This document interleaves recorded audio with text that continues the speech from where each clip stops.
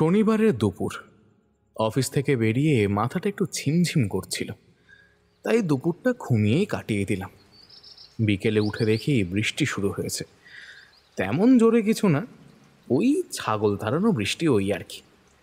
Office থেকে বেরোনোর সময় আকাশটা মেঘলা দেখেছিলাম। এমন দিনে বাড়িতে বসে থাকলে ভগবান পাপ দেবে। আর মাথাটাও ছেড়ে গেছে। এখন চাই 1 কাপ কড়া পাকের চা, আর তার সাথে তারানাথ তান্ত্রিকের গল্প। তাই ছাতাটা নিয়ে বেরিয়েই পড়লাম। হাইকোর্টগামী ট্রামে উঠে সোজা মঠলেন। মোড়ের মাথা থেকে 10 পয়সা দিয়ে তারানাথের জন্য পাসিং শো নিতে ভুললাম না। বৃষ্টিটা একঘেয়েভাবে এক নাগাড়ে পড়েই চলেছে। দরজায় গিয়ে হাঁক ডাক করতে হাসি মুখে দরজা খুলে দিল তারানাথের মেয়ে চারি। মেয়েটা কত তাড়াতাড়ি বড় হয়ে গেল! এই তো সেদিনই আমার কাছে লেসের ডিজাইনের জন্য কি না বায়না করত। আসলে আমাদের বয়স হচ্ছে, সময় দ্রুত বয়ে চলেছে, আর কিছুই নয়। ভেতরে ঢুকে দেখি বৈঠকখানায় বসে মজ করে তামাক খাচ্ছে তারানাথ। তবে তার উদাস নজর জানলার বাইরে, বৃষ্টি দেখছে। আমায় ভেতরে আসতে দেখে হুঁকোটা নামিয়ে রেখে বলল, এসো এসো, কিশোরী কই? প্রশ্নটা আমি তারানাথকে করতে যাচ্ছিলাম। আসলে আজ এমন বাদলের দিনে আমি ভেবেছিলাম এখানে এসে কিশোরী সেন অনেকক্ষণ আগেই বসে থাকবে। তারানাথ মনে হয় আমার মনের কথাটা বুঝতে পেরে মৃদু হেসে বলল, আরে আসবে আসবে, এলো বলে। কোনো বৃষ্টি বাদলা তোমাকে আর কিশোরীকে কখনো এখানে আসতে আটকাতে পেরেছে? এই বলে তারানাথ হো হো করে হেসে উঠতে যাচ্ছিল। আর ঠিক তখনই সদর দরজার বাইরে জুতোর আওয়াজ পেয়ে বলে উঠল, ওই ওই, বলতে না বলতেই বাইরে কিশোরীর গলা পাওয়া গেল। কই চক্রবর্তী মশাই, বাড়ি আছেন নাকি? এসো এসো, ভেতরে এসো, তোমার কথাই হচ্ছিল। ছাতার জল ঝাড়তে ঝাড়তে কিশোরী ঘরে ঢুকল। ছাতাটা দরজার কোণে কোনো রকমে দাঁড় করিয়ে শটান এসে হাতের মিষ্টির ভাঁড়টা তারানাথের হাতে তুলে দিয়ে একটা প্রণাম করে বসলো তারানাথকে। আরে থাক থাক, বেঁচে থাকো। কি ব্যাপার বলো তো? এই নিন, আপনার পছন্দের পুঁটে আমের রাবড়ি আছে এতে, আর এই যে এইটা। বলতে বলতে পাঞ্জাবির পকেট থেকে একটা পাসিং শোয়ের প্যাকেট বের করে এগিয়ে ধরল কিশোরী। হাত কচলাতে কচলাতে সলজ্জ মুখে বলল, আসলে এই সবই আপনাদের আশীর্বাদ। আজ অফিসে প্রমোশন হয়েছে। রাবড়িটা দেখে আর একটা এত ভালো খবর পেয়ে তারানাথের মুখটা উজ্জ্বল হয়ে উঠল। বাহ, বেশ খবর শোনালে একখানা। সুখে থাকো তোমরা, দেখেও শান্তি। আমিও আমার কিনে আনা পাসিং শোটা তারানাথের কাছে এগিয়ে দিলাম। তারানাথ হো হো করে হেসে উঠে বলল, ভাগ্যিস তোমাদের আজ দুজনের মোড়ের মাথায় দেখা হয়নি, এতে আমার 2 দিন চলে যাবে। বসো বসো, যাই চা বলে আসি। তারানাথ চলে যেতেই আমরা উঠে বারান্দায় গেলাম।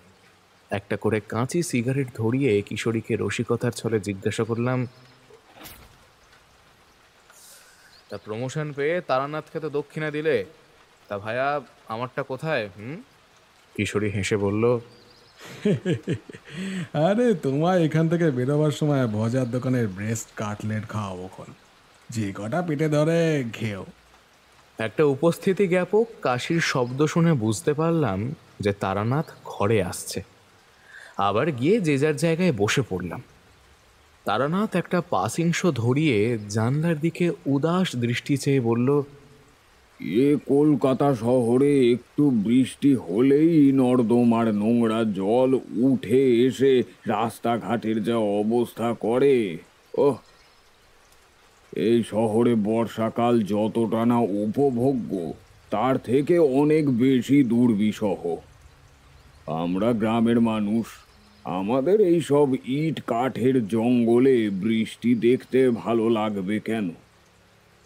আহা, ছোটবেলার সেই সব কি দিন ছিল! বর্ষা নামলেই দৌড়তাম আমতলায় আম কুড়োতে। একটু হাওয়া দিয়েছে কি পাকা পাকা গোলাপ ঘাস, হিমসাগর, ফজলি সমস্ত পড়তো ঢিপ ঢাপ করে চালের ওপর। তারপর সেসব পোটলা করে নিয়ে বাড়িতে জড়ো করা। খাবার থেকে বেশি কুড়োনোতেই মজা ছিল জানো।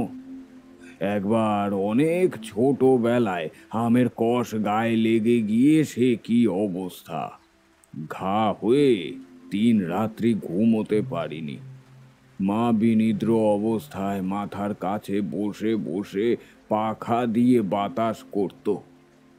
শুধু কি আম, কত মাছ ধরেছি গামছা দিয়ে। একটু বেশি হলে পাশের পুকুরে ভেসে গিয়ে আমাদের উঠোন দিয়ে সব কই ল্যাঠা দৌড়ি করত। গামছা দিয়ে খপাত করে ধরে ফেলতাম একটা। গ্রাম্য জীবনের সেই সব মুহূর্তগুলোই ছিল মনে রাখার মতো। এই শহরে শুধু যন্ত্রের মতো জীবন যাপন করা। না হে, সেই সময় আর ফিরে আসবে না। বাইরে এমন সুন্দর আবহাওয়া, আর তার মধ্যে গাড়ি অন্যদিকে চলে যাচ্ছে দেখে কিশোরী বলে উঠল, থাক না, ওসব স্মৃতিচারণ করে আর কি হবে? সে দিন কি আর ফিরে আসবে? তার চেয়ে আজকে এমন একটা দিনে একটা জমিয়ে গল্প হয়ে যাক। সিগারেটের অবশিষ্টাংশটা নারকেলের মালায় গুঁজতে গুঁজতে তারানাথ বলল, তোমাদের উসখুস দেখেই বুঝতে পারছি। তা কিশোরী, ওই জিনিসটা আবার কবে কিনলে? কই দেখালে না তো। তারানাথের চোখ গিয়ে পড়েছে কিশোরীর পাঞ্জাবির বাম হাতার উপর। ব্যাপারটা ঠিক বুঝলাম না। দেখলাম কিশোরীও অবাক হয়ে গিয়েছে। সে ঝটপট পাঞ্জাবির হাতা গুটিয়ে ফেলল, আর সঙ্গে সঙ্গে বেরিয়ে এলো একটা চকচকে দামি সুইস ঘড়ি। এই জিনিস তো পাঞ্জাবির ওপর দিয়ে দেখতে পাওয়ার কথাই নয়। আমিও তো দেখিনি এতক্ষণ। তারানাথের দিকে তাকিয়ে দেখলাম সে মিটমিট করে হাসছে। ওর কিছু কিছু আশ্চর্য ক্ষমতার কথা যদিও আমাদের অজানা নয়, তাও মাঝে মাঝে ভয় পাইয়ে দেয় লোকটা। কিশোরী লাজুকভাবে হেসে বলল, এটা আসার সময় ওই হক মার্কেট থেকে কিনেছি। সে বহুদিনের শখ ছিল একটা সুইস ঘড়ির। তা কত পড়ল? আমি চোখ নাচিয়ে প্রশ্ন করলাম কিশোরীকে। দাম শুনে বিষম খাবার জোগাড় আমার। এই যুদ্ধের বাজারে এসব বিলাসিতা ছাড়া আর কিছুই নয়। যাই হোক, তা কিশোরীর একান্ত ব্যক্তিগত ব্যাপার সেটা। ও জিনিস আমি অনেক বড় বড় লোকেদের ব্যবহার করতে দেখেছি। ডায়ালটির উপর, তাই না? আগে হ্যাঁ। যাই হোক, সাবধানে ব্যবহার করবে। একেবারে যক্ষের মতো আগলে আগলে রাখবে। শেষের কথাগুলো বেশ জোরে হাসতে হাসতে বলল তারানাথ। ঘরের মধ্যে কিছুক্ষণ নীরবতা। তারপর তারানাথই আবার মুখ খুলল। যক্ষ বলতে একটা ঘটনা মনে পড়ে গেল। একবার হয়েছে কি, যাক, তোমাদের ব্যাপারটা বরং একটু খুলেই বলি, শোনো। ইতিমধ্যে চাও এসে গেল, তার সাথে 1 বাটি চাল ভাজা। গরম চায়ের পেয়ালায় একটা চুমুক দিয়ে তারানাথকে বললাম, আচ্ছা ঠাকুরমশাই, যখের ধন কথাটা বহুবার শুনেছি, কিন্তু মানে এই যে যখ, এই যখ আসলে ঠিক কি জিনিস? তারানাথ 1 পা ভাঁজ করে বেশ আয়েশ করে বসল। তারপর বলল, সেটাই তো বলছি, শুনে যাও। নিজে থেকেই গল্প বেরিয়ে আসতে দেখে আর বাগড়া দেওয়ার চেষ্টা করলাম না। কিশোরীও সোজা হয়ে বসলো এবার। তারানাথ বলতে শুরু করলো, ঘটনাটা আজ থেকে প্রায় 22-23 বছর আগেকার।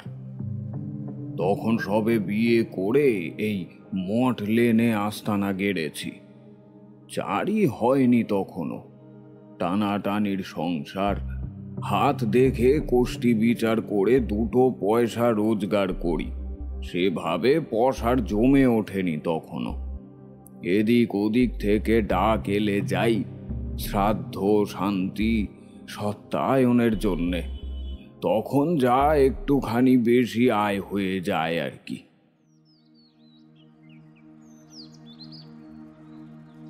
একদিন এরকমই দুপুরবেলা খাওয়া দাওয়ার পর বৈঠকখানায় বসে একটা হোরা শাস্ত্রের বই খুলে পড়ছি, এমন সময় একজন লোক এসে হাজির। দরজা খুলতেই প্রথম প্রশ্ন,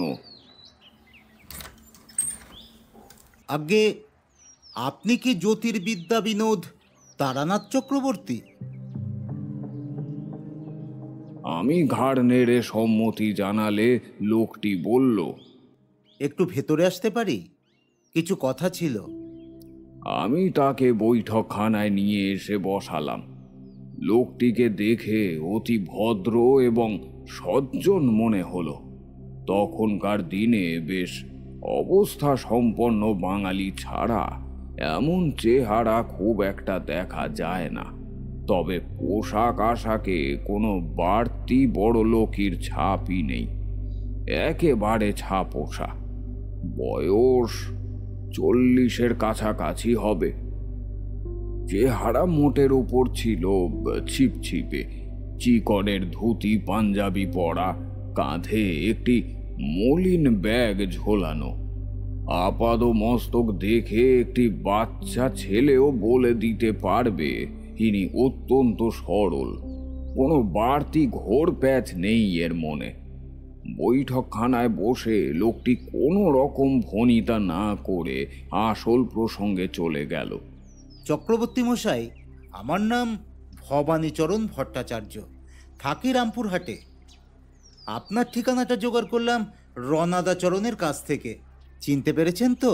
ওই যে কাটোয়া লাইনের রামনগর গ্রামে যাদের পরিবারকে আপনি ওই ব্রহ্ম পিশাচের হাত থেকে মুক্ত করেছিলেন।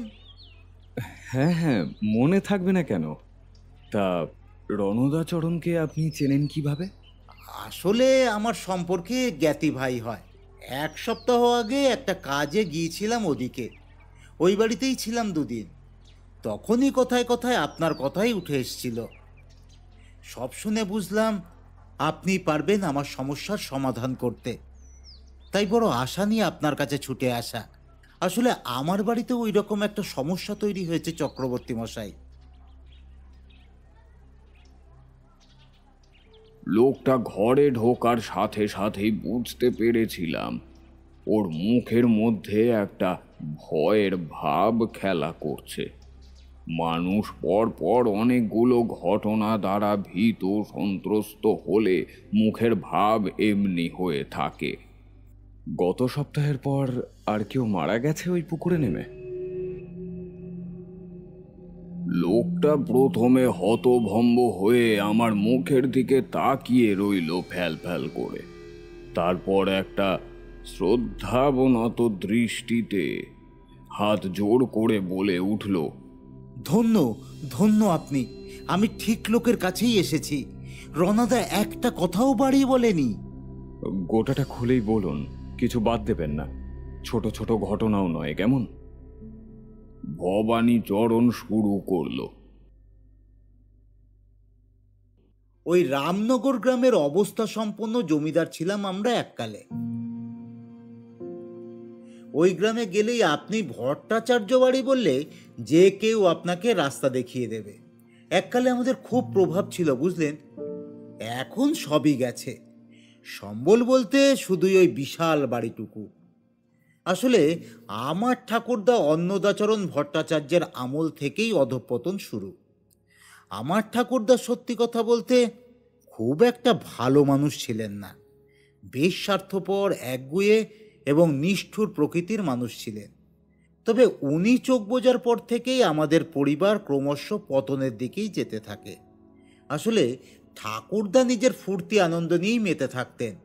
তৎকালীন কোষাগারে যা অর্থ ছিল তার সিংহভাগই তিনি খরচা করে ফেলেছেন।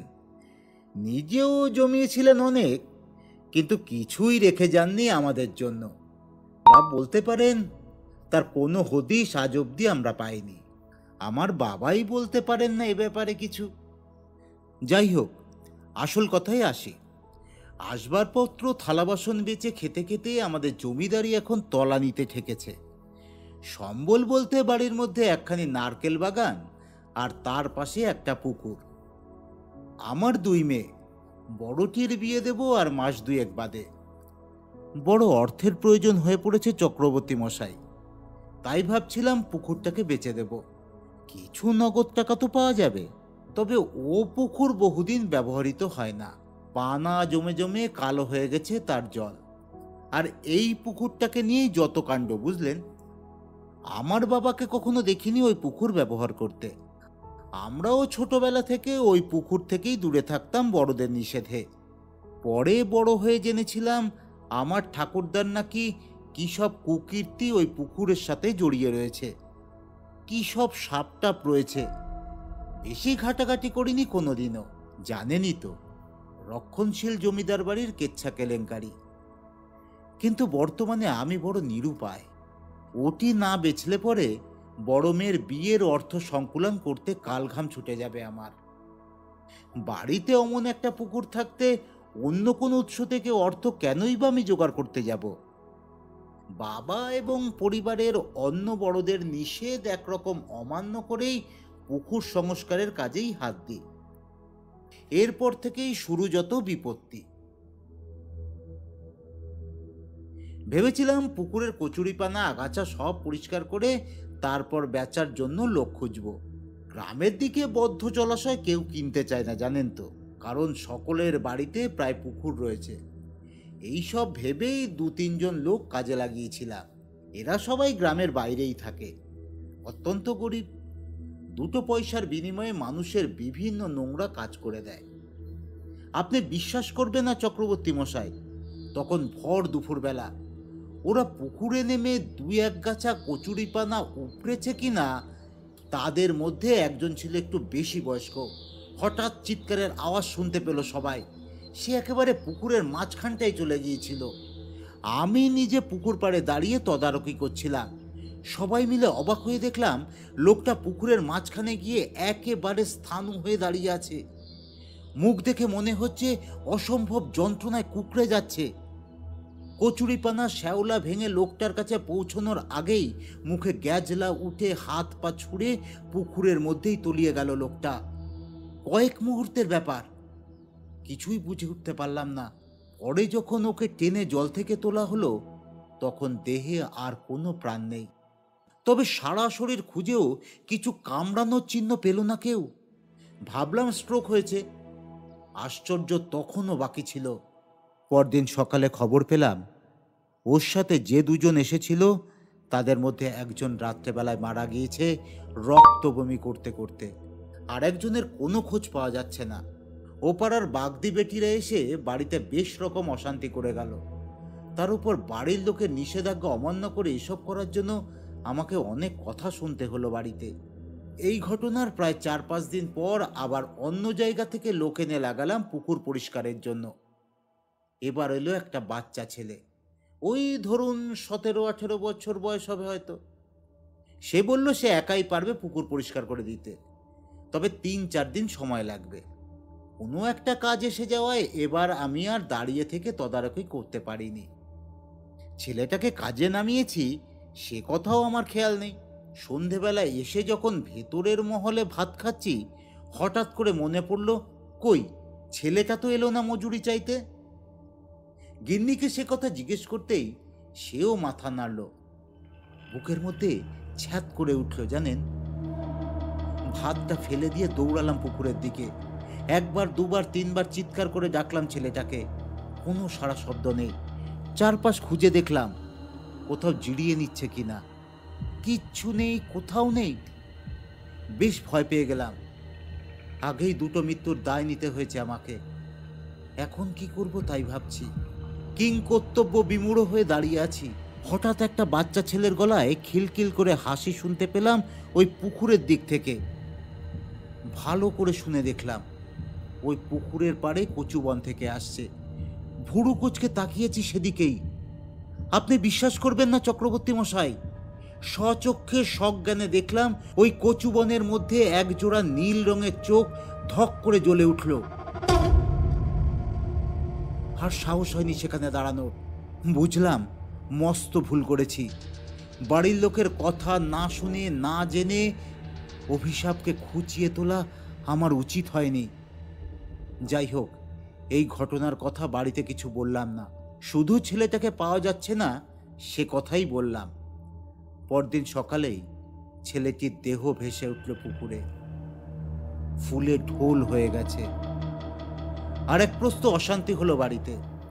গ্রামের থানায় অত্যাচার সহ্য করতে হলো কয়েকদিন। কিছু টাকা পয়সা দিয়ে এখন তাদের মুখ বন্ধ করা গেছে ঠিকই, কিন্তু এভাবে আর কতদিন চক্রবর্তী মশাই? এই পুকুর বেচতে না পারলে আমার মেয়েটার যে গতি হবে না। এছাড়া এদিকে পাড়ায় হু হু করে রটে যাচ্ছে ভট্টাচার্য বাড়ির পুকুরের দুর্নামের কথা। এরপর কে কিনবে বলুন তো পুকুরটা? তারপর আমার নিজের চোখে যা দেখলাম তাতে অবিশ্বাস করি বা কিভাবে। যদি কিছু মনে না করেন, একটিবার আপনার চরণধুলি দেবেন আমার বাড়িতে। চিন্তা করবেন না, আপনার যাতায়াত, থাকা খাওয়া সমস্ত খরচ খরচা আমার। আমি বড় উৎকণ্ঠায় আছি চক্রবর্তী মশাই। এখন আপনি আমার একমাত্র ভরসা। লোকটির মুখের দিকে তাকিয়ে আমার মায়া হলো। বেশি কিছু না ভেবেই বললাম, আচ্ছা বেশ, তবে আজ নয়, আগামীকাল কিছু কাজ আছে। আপনি বাড়ি চলে যান, আমি পরশুদিন যাচ্ছি। এ তো উত্তম প্রস্তাব। আমিও কলকাতায় এসেছিলাম একটা কাজের জন্য। আমার এক বন্ধুর বাড়িতে উঠেছি। কাল সারা দিন লেগে যাবে। তাহলে পরশুদিন আমি আপনাকে নিতে আসব। আমার সাথেই আপনি রওনা দেবেন। বেশ, তাই হবে। ভবানীচরণ একটা কৃতজ্ঞতার হাসি হেসে বিদায় নিল।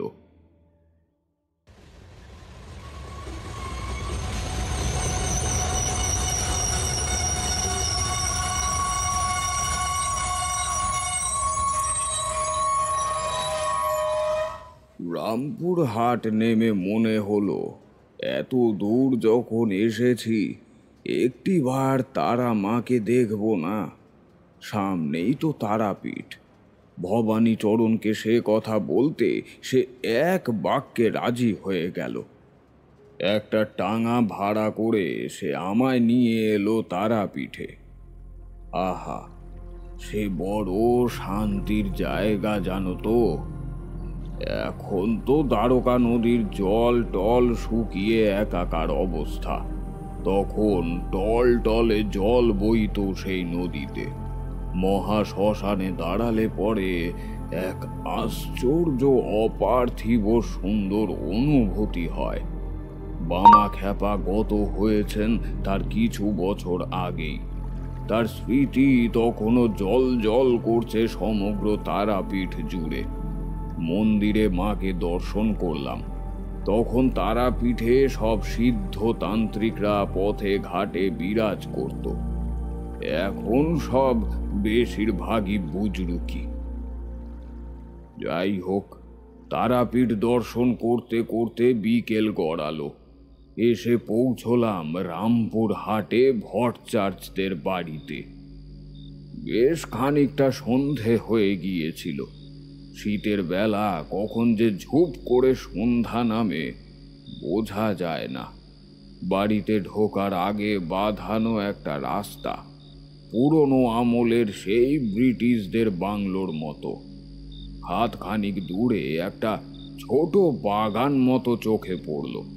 সেখানে চাঁদের আলোয় জল জল করছে একটা পুকুর। ভবানীচরণ চাপা স্বরে আমায় বলল, এই যে চক্রবর্তী মশাই, এই সেই পুকুর। পুকুরের দিকে তাকিয়ে কেমন যেন মনে হলো ভবানীচরণ ভুল কিছু দেখেনি। আর তোমরা তো জানোই, মধুসুন্দরী দেবীর কৃপায় যে কোনো স্থানে কোনো অশুভ শক্তির উপস্থিতি আমি খুব ভালোভাবেই বুঝতে পারি।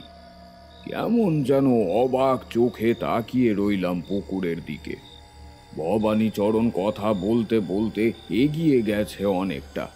ঠিক তখনই কি দেখলাম জানো, একটা 3-4 বছর বয়সী বাচ্চা ছেলে, সম্পূর্ণ উলঙ্গ, আস্তে আস্তে বেরিয়ে এলো পুকুর পাড়ের কচু বনের ঝোপ থেকে। চোখ দুটো নীল রঙের, সেগুলো জ্বলছে। সারা শরীরটা যেন নীলচে রঙের একটা ধোঁয়া দিয়ে তৈরি। খিলখিল করে হেসে উঠল বাচ্চাটা। কোনো মানুষের বাচ্চা ওইভাবে হাসতে পারে না। কান ধরে যায় সেই রক্ত জল করা হাসি শুনলে। হাসতে হাসতে এসে দৌড়ে এলো পুকুরের সামনে, আর এসেই ঝাঁপ দিল পুকুরের ঠিক মাঝখানটায়। আর ঠিক তখনই ভবানীচরণের ডাকে আমার হুঁশ ফিরল। কি হলো চক্রবর্তী মশাই, দাঁড়িয়ে পড়লেন যে? ভেতরে আসুন। ব্যাপারটা তখনকার মতো কিছু মাথায় ঢুকলো না। আমি ভবানীচরণের সাথে ওর বাড়ির অন্দর মহলে ঢুকে গেলাম। আচ্ছা, আপনি যে কী সব যক্ষ টক্ষের কথা বলবেন বলছিলেন, এই কি সেই? আহা, শোনোই না চুপ করে। এই তুমি বড় বাগড়া দাও জানো কিশোরী। আমি কিশোরীর দিকে কটমট করে তাকাতে কিশোরী চুপ করে গেল।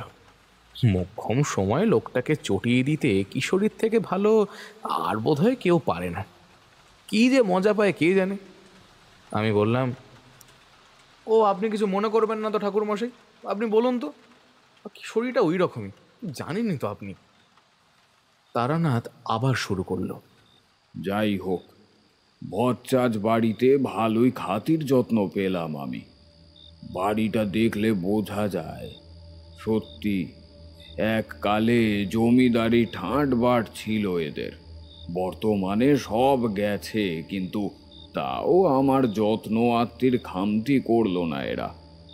রাতে খেতে বসে দেখি এলাহি আয়োজন। বাঁশকাঠি চালের ভাত, দুটো বড় বড় পাবদা মাছ, খাসির মাংস, শুক্তো, পায়েস আর সন্দেশ। আমি ভবানীচরণকে বলে উঠলাম, আরে করছো কি? এত খাওয়া যায় কখনো? ভবানীচরণ গদগদ কণ্ঠে জানালো, এ সবই নাকি কিঞ্চিত আয়োজন, আমাকে খেতেই হবে। খাওয়া দাওয়া বেশি হয়ে গেলে আমার কোনো দিনই ঠিক মতো ঘুম আসতে চায় না। এ ব্যাপারে বাকি সকলের থেকে আমি যে একটু উল্টো। খেয়ে দিয়ে উঠে ভবানীচরণ আমার জন্য যে ঘরটা ঠিক করে দিয়েছিল, সেই ঘরে কিছুক্ষণ পায়চারি করে বেড়ালাম। তারপর কি মনে হতে ভবানীচরণকে ডেকে পাঠিয়ে বললাম, আমি একটু পুকুর ধারে যাব, সদর দরজাটা খুলে দিতে বলো তো। এই রাত্রেবেলায় আপনি? আমার চিন্তা করো না, কিচ্ছু হবে না আমার। আতকে উঠল ভবানীচরণ। আকাশে চাঁদ থাকলেও হাতে একটা লণ্ঠন নিয়ে গিয়েছিলাম। পুকুর ঘাটে গিয়ে জুতো পেতে বসলাম। চোখ বন্ধ করে এক টানা কিছুক্ষণ নিঃশ্বাস নিলাম। মনে একটা মন্ত্র আওড়াতে আওড়াতে তারপর সোজা তাকালাম পুকুরের ঠিক মাঝখানটাতে। আমার মন বলছিল ওখানে যত রহস্য সবটাই লুকিয়ে আছে, এবং আমার অনুমান মিলেও গেল। চোখের সামনে সব কিছুই স্পষ্ট হয়ে উঠল। পুকুরের কালো জল ভেদ করে দেখলাম একটা সিন্দুক ডুবে রয়েছে পাকের মধ্যে।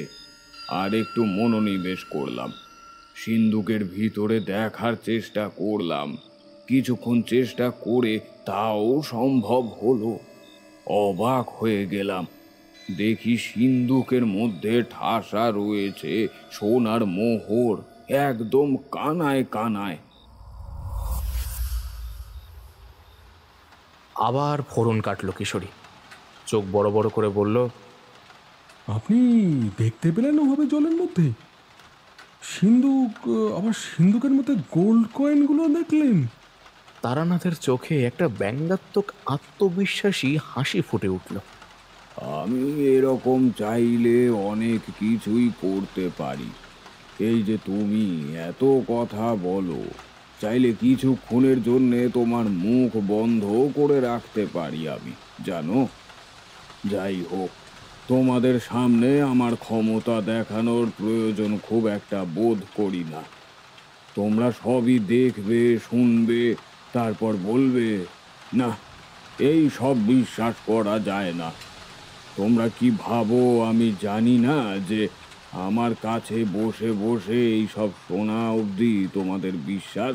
রাস্তায় বেরোলেই সব কিছু তোমাদের কাছে গল্প মনে হয়। এবার আমি ঢোক গিললাম। না, তারানাথের ক্ষমতা সম্বন্ধে আমার কোনো সন্দেহ নেই, অনেকবারই তার প্রমাণ পেয়েছি। কিন্তু লোকটা যে এত দূর জেনে বসে আছে এটা তো জানতাম না এতদিন। সত্যিই তো, আমরা মাঝে মাঝে তারানাথের গল্প নিয়ে কতই না হাসাহাসি করেছি বাইরে বাইরে। যাই হোক, এই যে মাটির ওপর থেকে মাটির নিচে দেখার এই বিশেষ ক্ষমতা, একে বলে অঞ্জন। সাধনার একটা বিশেষ স্তর পেরোলেই এই ক্ষমতার অধিকারী হওয়া যায়। যাই হোক, একটা জিনিস আমার কাছে জলের মতন পরিষ্কার হয়ে গেল। যে বাচ্চাটিকে আমি সন্ধ্যাবেলায় দেখেছিলাম সে হলো একটি যক্ষ, এবং এই সিন্ধুকের রক্ষণাবেক্ষণের দায়িত্ব দেওয়া হয়েছে তাকে। এবার বলি শোনো, যক্ষ ঠিক কি জিনিস? মহাডামরতন্ত্রের এক নিম্ন শাখার নাম হলো ভূত ডামর। এই ভূত ডামরে বিভিন্ন রকমের নিম্ন স্তরের জীবের উল্লেখ করা আছে, যারা ভয়ঙ্কর নিষ্ঠুর ও আবেগহীন। এদের সাধনা করে জাগিয়ে তুলতে হয়। সে সাধনাও অতি নিম্নমানের। সাধনা করে এদের বশে আনতে পারলে এদের দিয়ে করানো যায় অনেক কিছু। এই রকম এক নিম্ন স্তরের জীব হলো যক্ষ। এদের একরকম প্রেতই বলা যায়। এদের কাজ হলো কোনো মূল্যবান সম্পত্তি পাহারা দেওয়া। এই যক্ষ জাগানোর পদ্ধতি অতি ভয়ঙ্কর। আচ্ছা, তোমরা দশ মহাবিদ্যার নাম নিশ্চয়ই শুনেছ। মহামায়া আদ্যা শক্তির 10টি ভয়ঙ্কর রূপ। সেখানে শেষ অথবা 10তম মহাবিদ্যা হলেন দেবী কমলা। একে তান্ত্রিক লক্ষ্মী বলা হয়। এর বিভিন্ন রূপ ভেদ আছে তার মধ্যে। অঘরী তান্ত্রিকেরা এর একটি রূপ পুজো করে থাকেন। একে যক্ষ লক্ষ্মী বলা হয়। যিনি যক্ষ জাগাতে চাইবেন তাকে প্রথমেই যক্ষ লক্ষ্মীর উদ্দেশ্যে হোম করতে হয়। সে হোমের আহুতি দিতে হয় কিসে জানো? কটু গন্ধযুক্ত তেলে ভেজানো হুতুম পেঁচার নখ, পালক, আর এছাড়াও আরো অনেক ভয়ঙ্কর জিনিস যা আমি তোমাদের সামনে বলতেও পারবো না। যাই হোক, তারপর শোনো, এই যক্ষ লক্ষ্মীর হোম করার পর যে কাজটি করতে হয় তা আরো ভয়ঙ্কর এবং নৃশংস। যার ধন সম্পদ রক্ষা করার জন্য যক্ষ জাগাতে হবে, তার রক্ত বইছে এমন একটি শিশুকে বলি দিতে হয়, এবং শরীর থেকে মুন্ড আলাদা করার সাথে সাথে সে কাটা মুন্ডটি নিয়ে তাকে কানে কানে বলে দিতে হয় কোন ধন সম্পদ রক্ষা করতে হবে, এবং সাথে সাথে সে যদি কোনো ওয়ারিশ রেখে যেতে চান তাহলে সেই ওয়ারিশের নামও ওই কাটা মুন্ডের কানে উল্লেখ করে দিতে হবে। তারপর সেই বাচ্চাটির আত্মা যক্ষ হয়ে পাহারা দেয় মূল্যবান সম্পদ, এবং যতদিন না সেই ওয়ারিশ নিজে এসে ধন সম্পদ উদ্ধার করছে ততদিন কেউ হাত দিতে পারে না। সেখানে হাত দেওয়ার চেষ্টা করলেই তার ক্ষতি করে যক্ষ। এমনকি তাকে মেরে ফেলতেও দ্বিধাবোধ করে না। তারানাথ একটু থামল, একটা পাসিংশ ধরিয়ে টান দিতে লাগলো ঘন ঘন।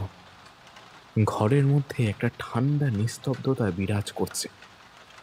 প্রায় শুকিয়ে যাওয়া গলায় আমি জিজ্ঞেস করলাম, আচ্ছা, এই ওয়ারিস বুঝতে পারে কি করে যে যখের কাছে তার ধনসম্পদ লুকায়িত আছে?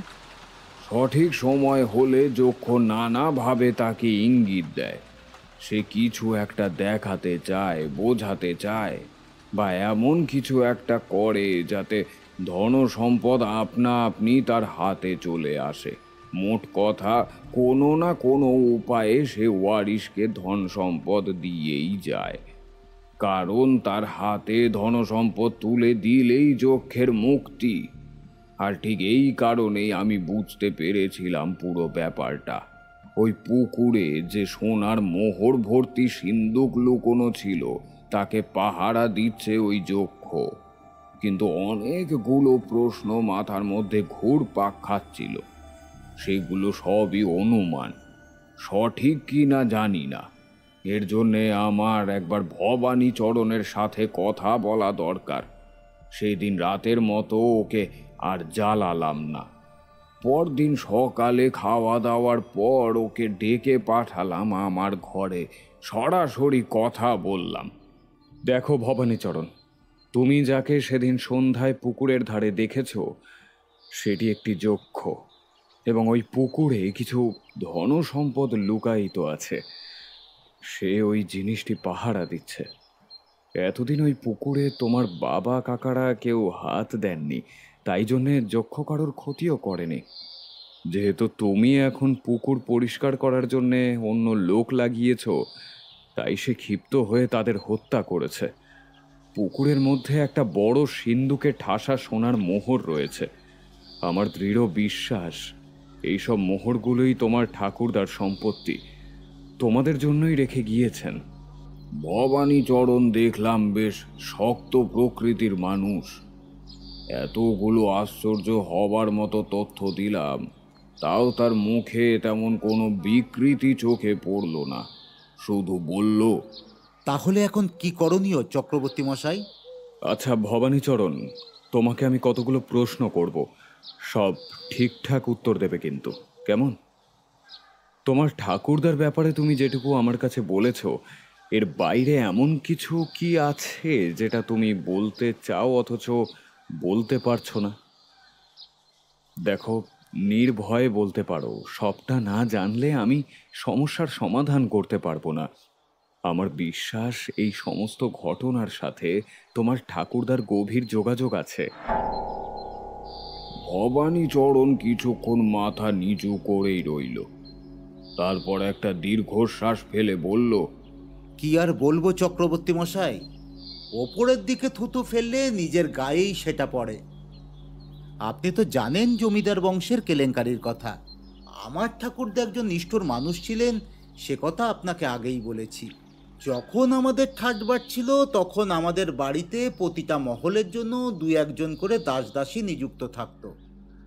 আমি যতদূর এবারই কানাঘুষো থেকে জানতে পেরেছি, আমার ঠাকুরদার মৃত্যুর 2 বছর আগে এই রকম এক দাসীর সঙ্গে সহবাস করেছিলেন, এবং সেই দাসী অন্তঃসত্ত্বা হয়ে পড়েন। তার একটি পুত্র সন্তান হয়েছিল, তাকে লালন পালনের দায়িত্ব ঠাকুরদাদাই নেন। তাছাড়াও জারজ সন্তান হওয়ার কারণে সেই দাসীও লজ্জায় ঘৃণায় ভয়ে স্বীকৃতি দেয়নি তার বাচ্চাকে। বাড়ির অন্য সকল দাস দাসীদের মুখ বন্ধ করেছিলেন আমার ঠাকুরদাই, যথার্থ পরিমাণ অর্থ দিয়ে। বাচ্চাটির যখন 2 বছর বয়স, তখন এক ভয়ঙ্কর কাণ্ড ঘটিয়েছিলেন ঠাকুরদা। আমি হয়তো আপনাকে আগে বলিনি, ঠাকুরদা তন্ত্রমন্ত্রের বিভিন্ন ভয়ঙ্কর ক্রিয়ায় পারদর্শিতা ছিল। এইসব কারণে এই বাড়ির বাচ্চাদের ওর থেকে দূরে রাখা হয়। এক আমাবস্যার রাতে ছাদের ঘরে কি একটা যজ্ঞ করলেন সকলকে লুকিয়ে। যজ্ঞের শেষে ওই 2 বছরের বাচ্চাটিকে বলি দিয়েছিলেন। এই সমস্ত দৃশ্য আড়াল থেকে ঠাকুমা দেখে ফেলেছিলেন। এরপর থেকে তিনিও ঠাকুরদাকে এড়িয়ে চলতেন। মৃত্যুর শেষ দিনগুলিতেও তেমনভাবে পাশে ছিলেন না তার। ভবানীচরণ থামল। আমার কাছে এতক্ষণে সব জলের মতো পরিষ্কার। বুঝলাম এই যজ্ঞ কার উদ্দেশ্যে করা হয়েছিল। সুতরাং ভবানীচরণের ঠাকুরদা অন্নদাচরণ ভট্টাচার্যই জাগিয়ে তুলেছে যক্ষকে। শেষবারের মতো প্রশ্ন করলাম ভবানীচরণকে, আচ্ছা, একটা কথা বলো, ঠাকুরদার সাথে তোমার সম্পর্কটা ঠিক কেমন ছিল? দেখুন চক্রবর্তী মশাই, ঠাকুরদা যখন মারা যান তখন আমার বয়স মাত্র 10 বছর। যতদূর মনে পড়ে উনি নিজে যতই জঘন্য মানুষ হন না কেন আমাকে মনে প্রাণে ভীষণ ভালোবাসতেন। কিন্তু বাড়ির সকলের বারণ ছিল ঠাকুরদার কাছে বেশি না আসা, এতে কষ্ট পেতেন বুঝতাম, কিন্তু আমি নিরুপায় ছিলাম। আর তাছাড়া আমারও ভয় লাগতো ঠাকুরদাকে। যদিও আমার সাথে কখনো খারাপ ব্যবহার পর্যন্ত করেননি উনি, কালে ভদ্রে কখনো কাছে পেলে অনেক আদর করতেন। এই অবধি বলে ভবানীচরণ চুপ করে রইল, কিন্তু মুখ দেখে মনে হলো আরো কিছু বলতে চায়। আরেকটা কথা চক্রবর্তী মশাই, ঠাকুরদা তার 2 ছেলে অর্থাৎ আমার বাবা এবং কাকাকে একদমই পছন্দ করতেন না। আসলে সত্যি কথা বলতে কি, আমার বাবা এবং কাকা দুজনেই ছোটবেলা থেকেই ঠাকুরদার ধাঁচ পেয়েছিলেন একটু বেশি পরিমাণে। ঠাকুরদা তাও নিজের জন্য অনেক কিছু জমিয়েছিলেন, কিন্তু সত্যি কথা বলতে কি, আমার বাবার এবং কাকার প্রবণতা ছিল বেঁচে যাওয়ার। আজ এদের 2 জনের জন্যই বাড়ির এই অবস্থা। এত বড় জমিদারি কিভাবে সারাটা জীবন বসে বসে খেয়ে শেষ করে দিলেন। কিন্তু আমার বাবা এবং কাকা দুজনেই নিজের দোষ ঢাকতে আমার ঠাকুরদার বিলাসবহুল জীবনযাত্রাকেই দায়ী করেন এবং এর থেকেই ধরে নেন যে আমার ঠাকুরদাই সব উড়িয়ে দিয়ে পরপারে চলে গেছেন। এ কথা সত্যি নয় চক্রবর্তী মশাই, আমি বড় হওয়ার পর নিজে দেখেছি। আপনি বললেন না ঠাকুরদা হয়তো পুকুরে মোহর লুকিয়ে গেছেন এবং ওই যক্ষ পাহারা দিচ্ছে। বাবা এবং কাকার হাত থেকে তার শেষ সম্বলটুকু বাঁচাতেই হয়তো এই সব করেছেন তিনি চাইতেন না কখনোই বাবা কাকার হাতে ওই ধনসম্পদ পড়ুক। যাই হোক, আমি উঠি, এবার একটু বেরোতে হবে। আপনি সকালের খাবার খেয়েছেন তো? বেশ ভবানী, তুমি এবার এসো। সন্ধ্যের পরে আমার ঘরে এসো, কাজ আছে। আর হ্যাঁ, আজ সন্ধ্যার পর বাড়ির কেউ যেন বাড়ি থেকে এক পাও না বের হয়। ভবানীচরণ ঘাড় নাড়িয়ে চলে গেল। আচ্ছা, এই অবধি তো শুনলে, কি মনে হচ্ছে বলো তো? কে হতে পারে অন্নদাচরণের ওই ধন সম্পদের ওয়ারিশ? আমাদের দিকে তাকিয়ে সরু চোখে প্রশ্ন করল তারানাথ। গল্পের তোড়ে এমনই হারিয়ে গিয়েছিলাম যে বেশ কিছুক্ষণ ভ্যাবাচেকা খেয়ে মুখ চাওয়াচাওয়ি করলাম একে অপরের। কিশোরী বলে উঠল, ভবানীচরণ আবার কি? আপনি তো বললেন ও ঠাকুরদা ওকে সবচেয়ে বেশি ভালোবাসতো। আমিও ঠিক এটাই ভেবেছিলাম, কিন্তু নিশ্চিত হতে পারিনি তখনকার মতো। শুধু একটা অনুমান করে নিয়েছিলাম। তবে আমার মন বলছিল ভবানীচরণ ছাড়া অন্য কেউ হতে পারে না। অনুমানের ওপর ভিত্তি করেই ভবানীচরণকে দিয়েই উত্তরে ওই গুপ্তধন উদ্ধার করানোর সিদ্ধান্ত নিয়ে ফেললাম। অনেক ঝুঁকি ছিল এতে। যাই হোক, শোনো তারপর কি হলো। তোমাদের মনে আছে সেই মাধব ঘোষের বাড়িতে যখন এক দুষ্টু কাপালিকের মন্ত্রে বেতাল জাগানো হয়েছিল, তখন আমাদের গ্রামের এক সাধু আমায় এক দেহবন্ধন মন্ত্র দিয়েছিলেন। সন্ধে হতেই এক ঘটি জল এনে সে মন্ত্রপুত করা বাড়ির চারিদিকে ছড়িয়ে গণ্ডি কেটে দিলাম। বাড়ির সকলকে, বিশেষ করে মহিলাদের বললাম তারা যেন আজ রাতটা বাড়ির বাইরে আর না বেরোন, কোনো দরকার থাকলেও নয়। তারপর যথাসময়ে ভবানীচরণকে নিয়ে উপস্থিত হলাম সেই পুকুর পাড়ে। শীতের রাত, সন্ধ্যা নামলেই সব নিঝুম। দুজনেই গামছা নিয়ে বেরিয়েছিলাম। ভবানীচরণকে বললাম, নাও, তৈরি হয়ে নাও, পুকুরে নামতে হবে তোমায়। আমিও তোমার পিছনে পিছনে নামছি। ভবানীচরণ খুব বাধ্য প্রকৃতির মানুষ, বেশি প্রশ্ন করে না। জামা কাপড় পাল্টে গামছা পরে নিল সে, সাথে আমিও। ওর হাতে একটা শাবল দিয়েছি। এই কাজটা সকালেও হতো, কিন্তু এইসব ক্রিয়া সকালে না করাই ভালো। তাছাড়া যক্ষ কোনো ক্ষতি করতে চাইলে তার পাল্টা প্রতিক্রিয়া হিসেবে আমায় যেগুলো করতে হবে, তার জন্যে চাই রাতের অন্ধকার। যাই হোক, যক্ষ প্রতিহত করার মতন সমস্ত প্রস্তুতি নিয়ে এসেছিলাম। যদি সত্যি ভবানীচরণ এই ধন সম্পদের উত্তরাধিকারী না হয়, তাহলে যক্ষ তাকে আক্রমণ করবেই, সাথে আমাকেও। আমি তারানাথ তান্ত্রিক, মহাডামর তন্ত্রে সিদ্ধ হস্ত। সামান্য যক্ষ আমার ক্ষতি সাধন করবে? ঘাটে নেমে জলে পা দিতেই সারা শরীর জমে গেল। রোজ ব্যবহার করলে সেই জলাশয়ের জল এত ঠান্ডা হয় না। বহুকাল যাবৎ শ্যাওলা পানা জমে জমে জলের শীতলতা অনেকটাই বাড়িয়ে দিয়েছে। শরীরে বিদ্যুৎ খেলে যাচ্ছে যেন। আমার আগে আগে নামতে লাগলো ভবানীচরণ, পিছন পিছন আমি। এক হাত দিয়ে তাকে স্পর্শ করে রয়েছি। সারা পুকুরে এত পানা এবং শ্যাওলা, নামতে বেশ বেগ পেতে হচ্ছে। এইভাবে যখন প্রায় গলা সমান জলে নেমে গিয়েছি, চারিদিকে তাকিয়ে বুঝলাম আমরা পুকুরের মাঝ বরাবর। আমি ভবানীচরণকে বললাম, ডুব দাও, একবারে তুলে আনবে কেমন? ভবানীচরণ অনেকটা নিঃশ্বাস নিয়ে ডুব দিল, সাথে আমিও। স্পর্শে বুঝলাম ভবানীচরণ নিচের পাঁক কাদা সবটাই শাবল দিয়ে উপড়ে উপড়ে ফেলছে। জল ঘোলা হয়ে গেল। ভবানীচরণ আমায় একটা হ্যাচকা টান দিল। বুঝলাম সিন্দুকটা সে খুঁজে পেয়েছে।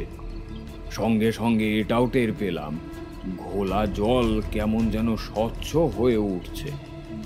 একটা নীলচে আলো জ্বলে পুকুরের নিচটা ভরে উঠেছে। এতটাই স্বচ্ছ হয়ে উঠেছে যে জলের নিচটাও দেখা যাচ্ছে। এবার দেখলাম আমার অনুমানই ঠিক। সিন্দুকটা ভবানীচরণের পায়ের সামনের দিকে তাকিয়ে ভবানীচরণ, সাথে আমিও। আমাদের ঠিক সামনে জলের তলায় পুকুরের পাঁকে কাদার মধ্যে হাঁটু মুড়ে বসে রয়েছে সেই বাচ্চা ছেলেটি। তার দৃষ্টি আমার দিকে নয়, ভবানীচরণের দিকে। ভাটার মতন তার চোখ দুটো জ্বলছে। আমি মনে মনে প্রমাদ গুনলাম। তোমরা জানো হয়তো, জলের তলায় কোনো আওয়াজ শোনা যায় না, কিন্তু একটা খিলখিল হাসির শব্দে ভরে উঠল চারিদিকটা। স্পষ্ট শুনতে পাচ্ছি আওয়াজ, আর জলের মধ্যে তা আরো বিকৃত, আরো বীভৎস শোনাচ্ছে। অবাক হয়ে দেখলাম সেই যক্ষ এগিয়ে এলো সিন্দুকের দিকে, তারপর হাত দিয়ে টেনে তুলল। ভবানীচরণ তো ভয় আতঙ্কে আমায় খামচে ধরেছে। আমি কোমরের কাছে একটা মাদুলি নিয়ে নেমেছিলাম। সেটা হাতড়ে বের করে আমি মনে মনে একটা মন্ত্র পড়লাম, কিন্তু তার প্রয়োজন পড়ল না। বরং অবাক হয়ে দেখলাম বাচ্চাটি সিন্দুকটি তুলে ভবানীচরণের হাতে দিয়ে দিল। ততক্ষণে আমাদের শ্বাস ফুরিয়ে এসেছে। আমি ভবানীচরণের হাত ধরে টান দিলাম। দুজনেই উঠে এলাম জলের ওপর, এবং সঙ্গে সঙ্গেই দেখলাম জলের নিচ থেকে একটা নীল আলো বেরিয়ে উপরে ভেসে উঠল। তারপর সেটা শূন্যে ভাসতে লাগলো। তারপর ধীরে ধীরে উপরে উঠে কোথায় যেন মিলিয়ে গেল আলোটা। দেখলাম ভবানী সিন্দুক টেনে তুলতে পারেনি। এত ভার ছিল তার, সেটা ভবানীর হাত ফসকে জলের তলিয়ে গিয়েছিল আবার। পাড়ে উঠে গা মুছে ভবানীকে বললাম, কাল সকালে সিন্দুকটা তুলে নেবে, ভয় নেই, আর কোনো ক্ষতি হবে না কারোর। সে চলে গেছে। তার মানে চক্রবর্তী মশাই? হ্যাঁ, তুমি তোমার ঠাকুরদার সেই গুপ্তধনের উত্তরাধিকারী। আমার ধারণা ঠিক, আমি এমনটাই অনুমান করেছিলাম। ভবানীচরণ কৃতজ্ঞতাবশত আমার হাত দুটো জড়িয়ে ধরল, তার চোখে জল। চক্রবর্তী মশাই, আপনি যে আমার কী উপকার করলেন তা আমি বলেও বোঝাতে পারবো না। আমাদের সংসারে এখন যা টানাটানি চলছে তাতে আমাদের সত্যি অর্থের দরকার প্রচুর। এই সিন্দুকটা পেলে আমাদের যে কী উপকার হবে! তাছাড়া এত বড় অভিশাপের হাত থেকে আপনি আমাদের গৃহকে মুক্ত করেছেন। আমাকে নয় ভবানী, তোমার ঠাকুরদার বিদেহী আত্মাকে ধন্যবাদ জানাও। তিনি যাই থাকুন না কেন, তোমার প্রতি তার ভালোবাসা কিন্তু মিথ্যে ছিল না।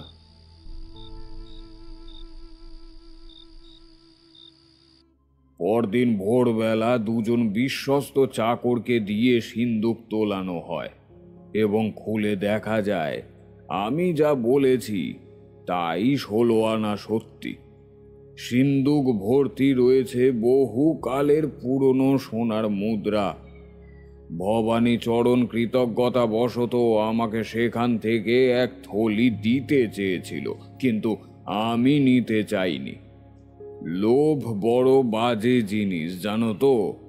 ও কটা মোহর পেলেই আমি তখনকার মতো বড়লোক হয়ে যেতাম, কিন্তু বড়লোক হওয়া আমার ভাগ্যে লেখা নেই। মধু সুন্দরী দেবী বলেছিলেন জীবনে কখনো অন্য কষ্ট থাকবে না, কিন্তু কোনোদিনও আমি বড়লোক হতে পারবো না। যাই হোক, আরও 2 দিন ওদের অনুরোধে থেকে গিয়েছিলাম রামপুর হাটে। এলাহি খাবার দাবারের আয়োজন ছিল বটে সেই 2 দিন। সেই ভোজের কথা মনে পড়লে এখনো জিভে জল আসে। যাই হোক, এই কাহিনীতে আমার ভূমিকা কেবলই পথপ্রদর্শকের। তারানাথ গল্প শেষ করে জানলা দিয়ে তাকিয়ে রইল বাইরের দিকে। কিশোরী বলে উঠল, আহা হা হা, বেড়ে গল্প শুনেছেন একখানা চক্রবর্তী মশাই। গায়ের রোম দাঁড়িয়ে যাচ্ছিল মাঝে মাঝে আমার। জ্বলন্ত চোখে কিশোরীর দিকে তাকালো তারানাথ। গল্প বটে, এই জন্যই তোমাদের কিছু বলতে ইচ্ছা করে না। তোমাদের কাছে সব গল্প মনে হতেই পারে। যাই হোক, আমার তাতে কিছুই এসে যায় না। আপনারা শুনছিলেন তারানাথ ও যক্ষের ধন। গল্পটি শুনে আপনাদের কেমন লাগলো কমেন্ট বক্সে আপনাদের মতামত জানাবেন। সবাই ভালো থাকবেন, সুস্থ থাকবেন। দেখা হবে পরের এপিসোডে।